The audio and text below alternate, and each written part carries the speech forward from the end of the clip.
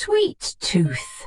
This is Stuart, your typical average everyday kid, except for one thing error. Yes.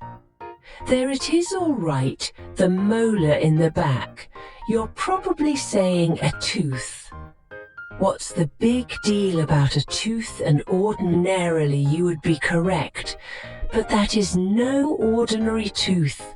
This is Stuart's sweet, one nagging, annoying, demanding, blah blah blah. Enough with the yak.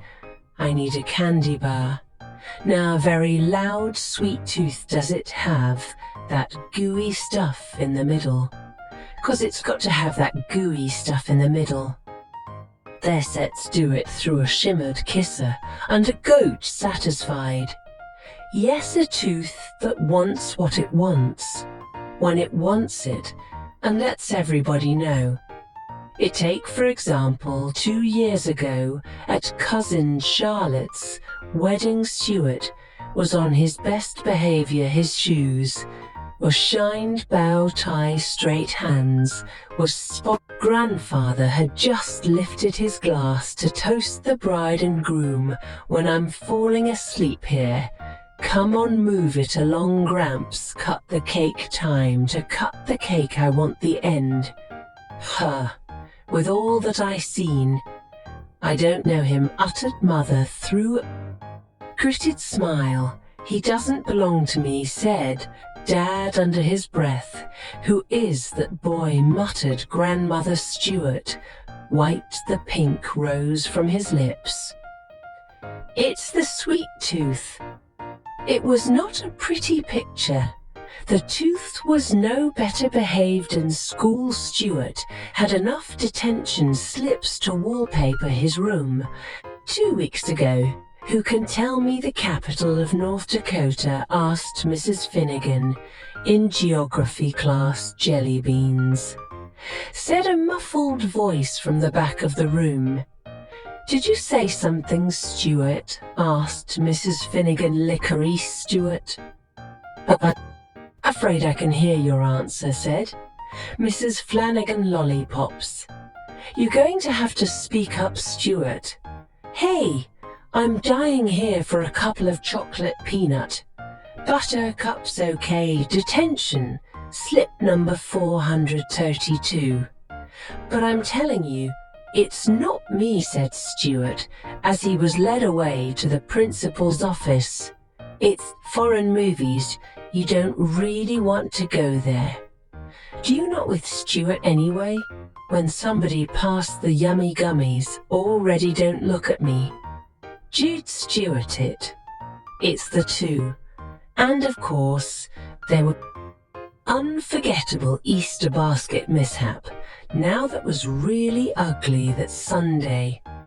The family awoke to find jelly beans littering the living room. Marshmallow chicks were missing the trail of crumped yellow foil wrappers.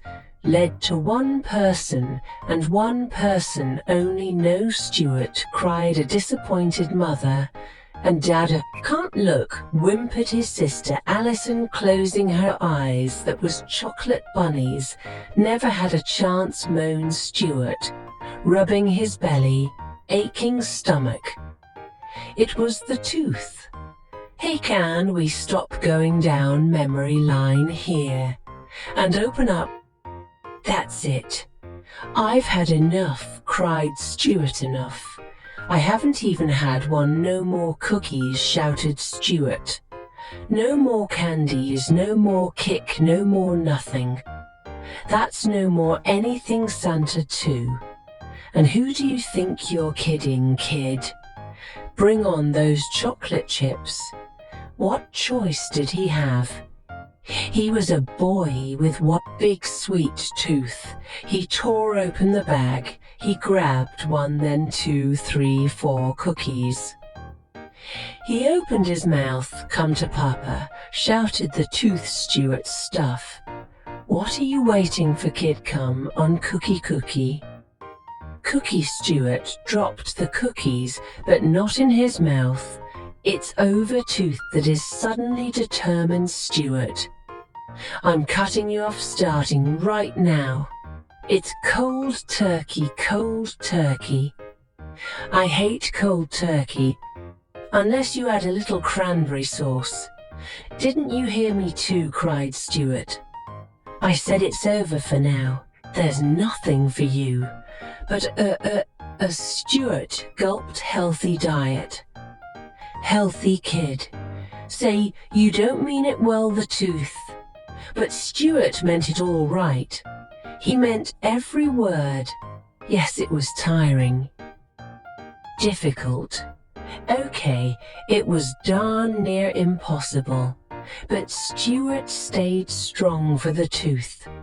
It was a different story piece, you giving me peace, little dry green veggie marbles.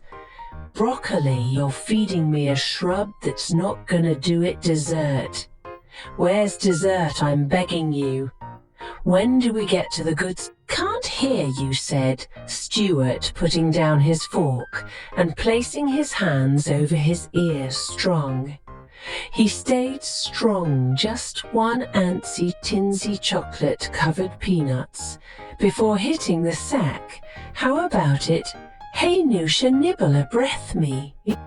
Something, forget it, said Stuart, turning off the light. Strong, strong.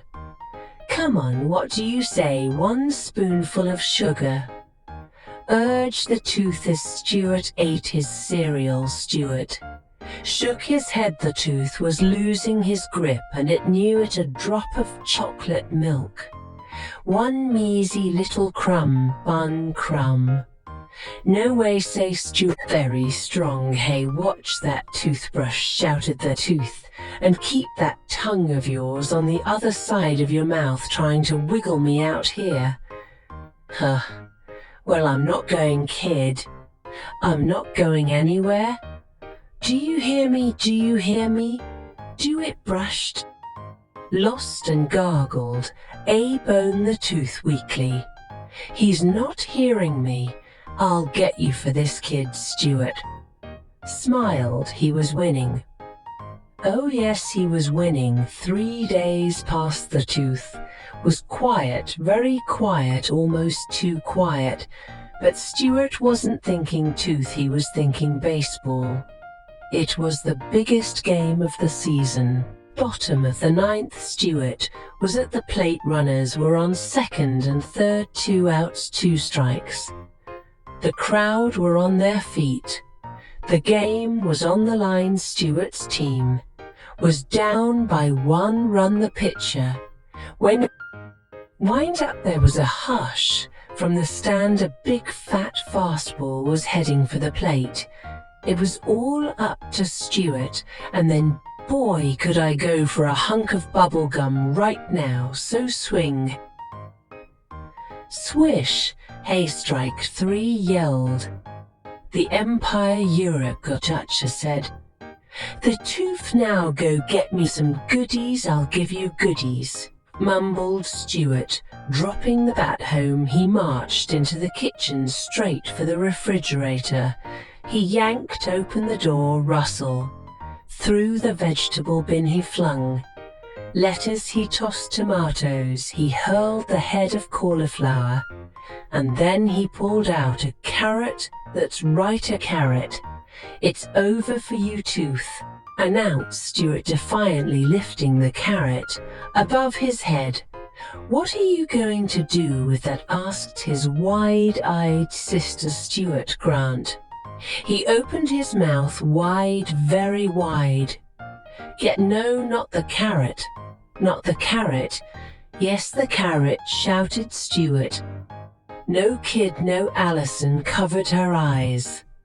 Am I too young to be watching this? Closer and closer, closer, and then crotch. A so long, sweet world. What a way to go, done.